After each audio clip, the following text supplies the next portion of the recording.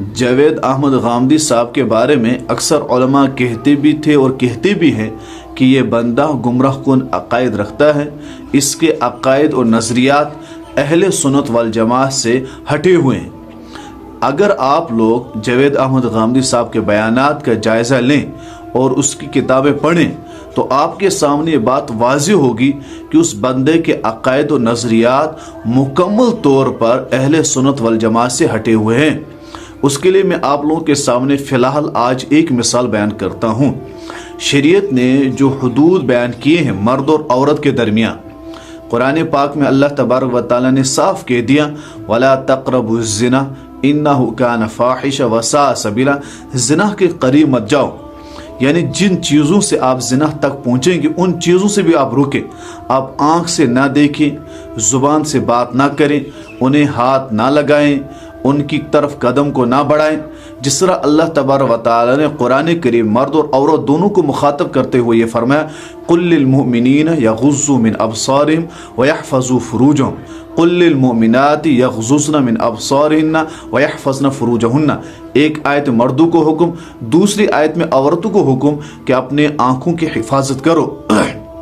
इससे आप लोग बुरे काम यानी जिना और बदकारी से बचोगे। यानी आंखों की हिफाजत यानी जिना के जितने भी आलात हैं उनसे दूर रहो। ये कुरान करीम का साफ हुक्म है।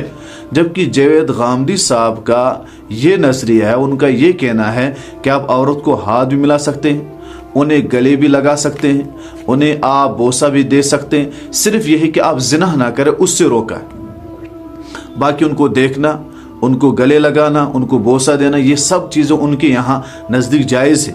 इतना ही नहीं, हालिया में उन्होंने अपनी एक खानका खोली है जिसमें वो इस्लाह क़ल्ब, दिल की सफाई करवाएंगे और बातनी काम करवाएंगे। इस वजह से उन्होंने एक खानका खोली। ठीक है, उन्होंने खानका खोली, क्या पता अल्लाह अल्लाह हो, ज़िक्र हो, कुरान हो, ये अच्छी बात है।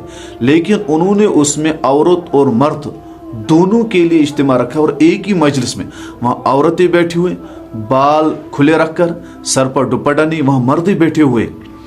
और वहाँ कौन उन्हें जिक्र करवा रहा है? जावेद अहमद गामदी। अब ज़रा सोचिए, जिसके बारे में इब्तिदाई से कहा गया कि इसके हर एक अकायद और नज़रिया मुकम्मल तो हटा हुआ है।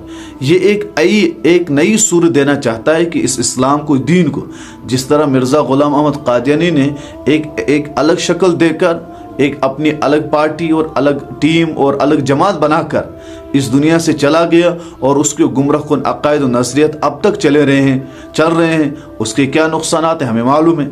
यही मसला है जावेद गामदी साहब का कि जिसके इस वक्त हमारे लिए ज़रूर है कि अदब से उनका नाम ले, ताकि उन तक ये पैगाम पहुँचना चाहिए, उन्हें ये बात सोचनी चाहिए और उनके वो लोग जो उनके फॉलोवर है कि इसके अकायद और नज़रिया दिन ब दिन अहले सुन्नत वल जमात से हटे जा रहे हैं। ये मैंने आपको एक मिसाल दी।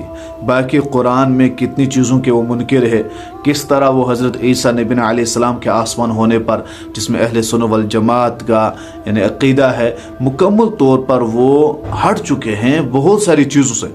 उनकी किताब मीज़ान में आप देख लें, बहुत बेशुमार चीज़ें हैं जो अहले सुन्नत वल जमात से हटे हुए हैं। ये एक मिसाल मैंने दी। यानी जावेद अहमद गामदी साहब इस दौर में बेहयाई को प्रमोट कर रहे हैं, फैलाने की कोशिश कर रहे हैं, जिस तरह पूरी उम्मत मुस्लिमा दूसरी तरफ लगी हुई है ताकि बेहयाई रुक जाए, ये ना फैले। और एक तन्हा जावेद गामदी है जो इस बेहयाई को फैलाने की तरफ लगे हुए हैं।